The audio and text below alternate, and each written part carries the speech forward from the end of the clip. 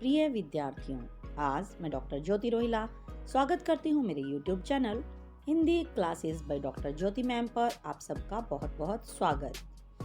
आज मैं लेकर आई हूँ कक्षा 5 के लिए पाठ 14 समय बहुत ही मूल्यवान है के प्रश्नोत्तरों को। तो चलिए शुरू करते हैं।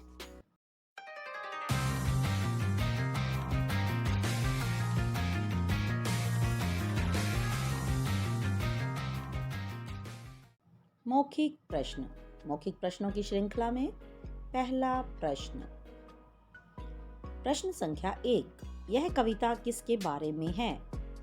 उत्तर, यह कविता समय के महत्व के बारे में है। प्रश्न संख्या 2, कवि ने किस बात का ध्यान रखने के लिए कहा है? उत्तर, कवि ने कहा है कि हमें समय को व्यर्थ नहीं गंवाना चाहिए,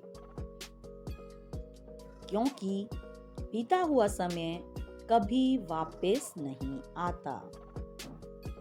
प्रश्न संख्या 3, महात्मा गांधी जी की कमर में कौन सी चीज हमेशा रहती थी? उत्तर, महात्मा गांधी की कमर में हमेशा एक घड़ी लटकती रहती थी। प्रश्न संख्या 4, क्या क्या खोने पर फिर मिल जाता है? उत्तर, धन खोने पर मेहनत करके हम उसे फिर से प्राप्त कर सकते हैं। तबीयत बिगड़ जाने पर हम इलाज करवा कर फिर से स्वस्थ हो सकते हैं। विद्या खो जाने पर हम उसे फिर से पढ़कर प्राप्त कर सकते हैं। लिखित प्रश्नों की श्रृंखला में पहला प्रश्न। प्रश्न संख्या 1, इस कविता के लेखक कौन हैं? उत्तर, इस कविता के लेखक हरिकृष्ण देव सरे हैं। प्रश्न संख्या 2, मनुष्य किसे दोबारा प्राप्त नहीं कर सकता है? उत्तर, मनुष्य बीते हुए समय को दोबारा प्राप्त नहीं कर सकता है। प्रश्न संख्या 3, महात्मा गांधी को क्या अच्छा नहीं लगता था? उत्तर, महात्मा गांधी को एक क्षण भी बर्बाद करना पसंद नहीं था। वे अपने हर पल का सदुपयोग करते थे। सदुपयोग मतलब अच्छा उपयोग करना, सद मतलब अच्छा। प्रश्न संख्या 4, जो व्यक्ति समय को नष्ट करता है उसका क्या परिणाम होता है? उत्तर, जो व्यक्ति समय को नष्ट करता है वह बाद में पछताता है। समय कभी उसका इंतजार नहीं करता। समय आगे की ओर बढ़ता रहता है और समय नष्ट करने वाला व्यक्ति चाहे लाख प्रयत्न कर ले, वह बीते हुए समय को प्राप्त नहीं कर पाता।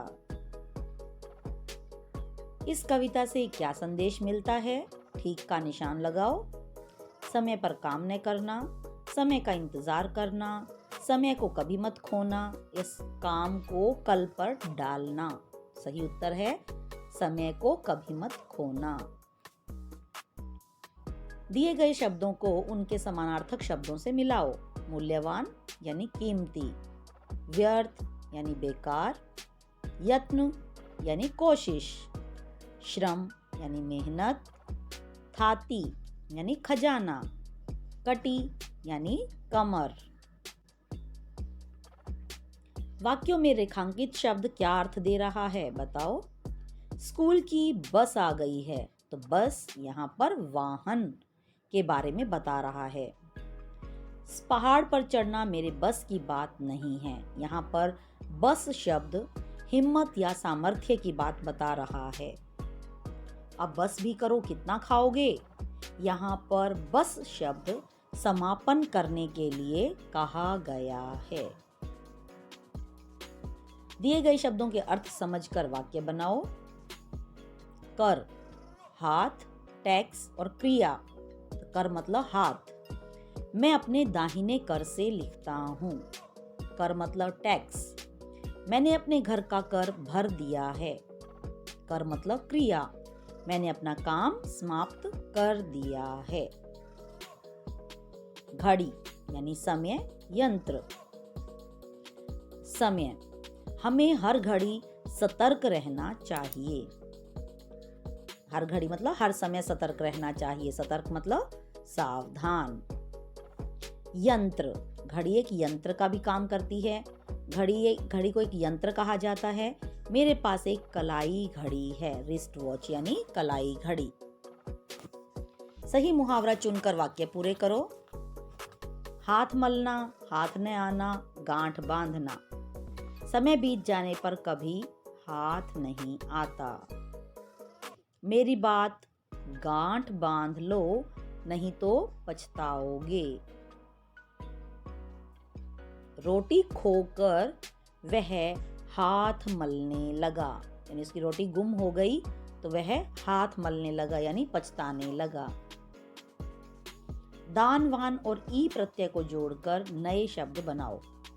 धन, धनी भी बन सकता है और धनवान भी। जीवन, जीवनदान। गुण, गुणवान भी बन सकता है और गुणी भी। श्रम, श्रमदान। बल, बलवान। दया, दयावान।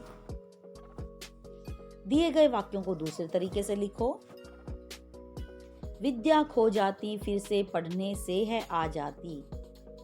इसका मतलब है एक बार विद्या अगर खो जाती है तो उसे फिर दोबारा पढ़कर हम उसे प्राप्त कर सकते हैं।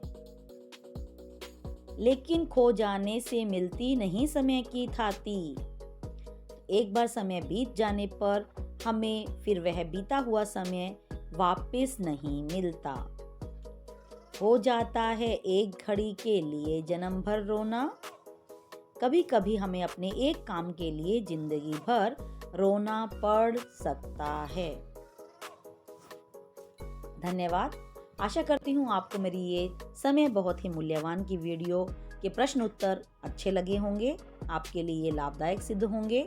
धन्यवाद। मिलते हैं अगली वीडियो में।